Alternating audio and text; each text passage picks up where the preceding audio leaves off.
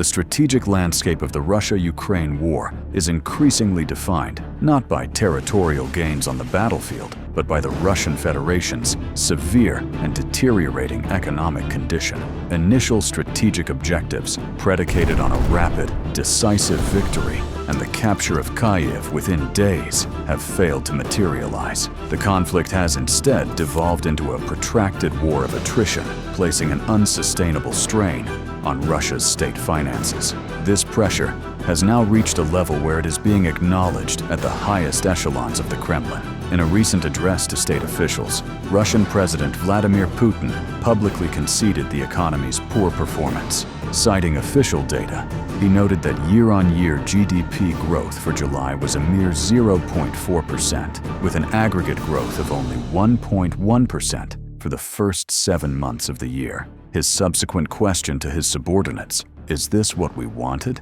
Are we succeeding, or are other measures and higher rates needed?" serves as a clear indicator of the profound economic crisis now gripping the Russian Federation as a direct consequence of its military campaign. A primary catalyst for this economic degradation is the sustained and evolving long-range strike campaign executed by Ukrainian forces. This campaign has methodically targeted Russia's core economic infrastructure with increasing sophistication. In its initial phase, the campaign focused on degrading Russia's domestic fuel production capabilities through precision strikes on oil refineries using unmanned aerial vehicles, UAVs. This strategy successfully disrupted internal logistics and created fuel shortages, with reports from the previous month indicating that as much as 1/5 of Russia's total refining capacity had been adversely affected. Subsequently, Ukrainian military planners have escalated their operational objectives. The target set has now expanded beyond domestic refineries to include critical export infrastructure. This strategic pivot is designed to directly interdict the primary source of hard currency that finances the Russian war machine: the export of crude oil to international partners like China, India, Turkey, and Brazil. Ukrainian long-range UAVs are now targeting coastal oil ports, loading terminals, and potentially the tanker fleets themselves. The operational goal is to sever Russia's main economic artery. The tactical effectiveness of this new phase is already evident. A recent strike on a Gazprom refinery successfully disabled its largest crude oil processing unit.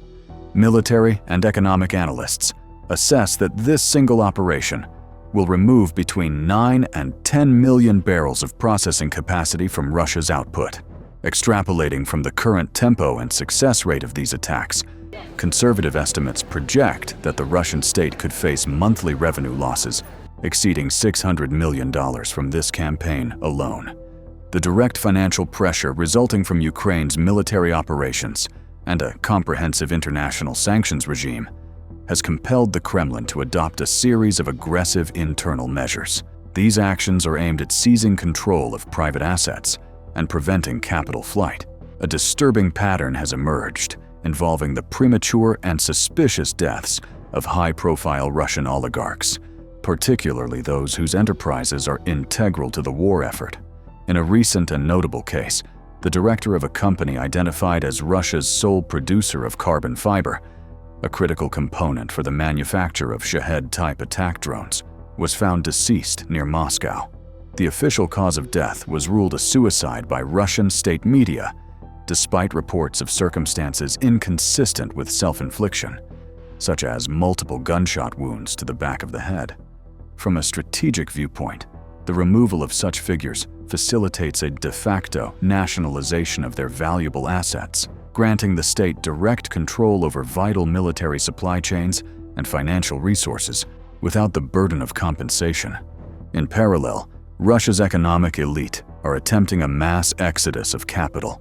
This has led to record levels of financial transfers to foreign brokerage accounts.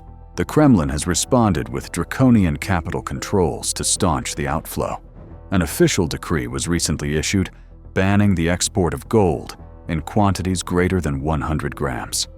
These restrictions are not limited to financial instruments. Travel bans are being systematically imposed on key business figures. In a recent dramatic incident, security services intercepted a prominent Russian gold mining tycoon by boarding his private jet on the tarmac moments before takeoff, preventing him from leaving the country. This action demonstrates the state's resolve to trap domestic wealth within its borders to fund its escalating military expenditures. Despite these profound economic challenges, the Russian Ministry of Defense continues to sustain its force generation through an exceptionally costly but effective recruitment program. Faced with high casualty rates, some intelligence assessments place the average frontline combat lifespan of a newly mobilized Russian soldier at just 9 days, and a lack of popular support for the war. The Kremlin is leveraging the nation's poor economic conditions. Military service is being marketed as the most viable path to financial stability for ordinary citizens. A recruitment advertisement, posted on September 4th on Russian Telegram channels, outlines the current, extraordinary financial incentives.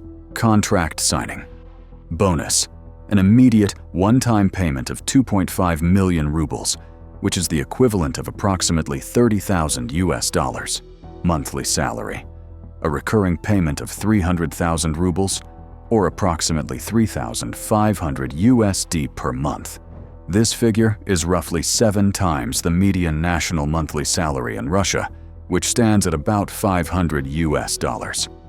Total first-year earnings. The total compensation for the first year of a contract is valued at approximately 6 million rubles. Ancillary benefits. The package includes debt forgiveness of up to 10 million rubles, a monthly stipend of 20,000 rubles for each child, a compensation payment of 3 million rubles, approx. $31,000 for severe combat injuries, and a death benefit of 5 million rubles, approximately $50,000 for the soldier's family. This strategy has successfully created a continuous flow of manpower, enabling the Russian military to persist with high attrition, human wave-style assaults in Ukraine. However, it has also given rise to a grim socio-economic cottage industry, with reports of organizations in Russia offering courses teaching women how to expedite marriage to deploying soldiers, specifically to become eligible for the substantial death benefits. The compounding budgetary pressures are now forcing the Kremlin to consider highly unpopular domestic fiscal policies. With revenues plummeting and military expenses soaring, the Russian government is actively debating proposals to extract more funds from its own populace. One proposal under consideration by Rosavtodor, the Russian Federal Road Agency, is the imposition of tolls on every single federal road in the country. Concurrently, discussions are underway to implement a significant increase in income taxes for all citizens. These measures signal that the financial burden of the war is being shifted directly onto the Russian people. This internal economic pressure is amplified by external diplomatic maneuvering. The prospect of secondary sanctions from the United States targeting third-party nations that facilitate Russia's war economy, such as China, remains a significant strategic threat to Moscow. In a statement made yesterday, President Donald Trump indicated that if re-elected, he would consider levying significant tariffs on China to compel it to cease its economic support for Russia, arguing that such a move could force an end to the war. The mere threat of such sanctions targeting Russia's most critical economic partner introduces a new layer of strategic uncertainty for the Kremlin. An objective analysis of the current strategic situation, as articulated by neutral observers, including the President of Finland, reveals a comprehensive failure by the Russian Federation to achieve any of its primary strategic goals. First, the initial objective of a swift regime change in Ukraine failed within the first week of the invasion. Second, the goal of creating disunity within the West has backfired. NATO is more unified than it has been in decades. Third, the aim of minimizing NATO's military posture has resulted in member states dramatically increasing defense spending, with some now targeting up to 5% of GDP. Finally, and most ironically, the invasion, intended to push NATO back from Russia's borders, directly precipitated the alliance's expansion, doubling the length of Russia's border with NATO through the accession of Finland and Sweden. The Russian Federation is now locked in a high-intensity war of attrition it is economically ill-equipped to sustain, fighting against a highly motivated adversary backed by a united Western coalition, and is resorting to increasingly desperate measures at home to maintain its failing military campaign.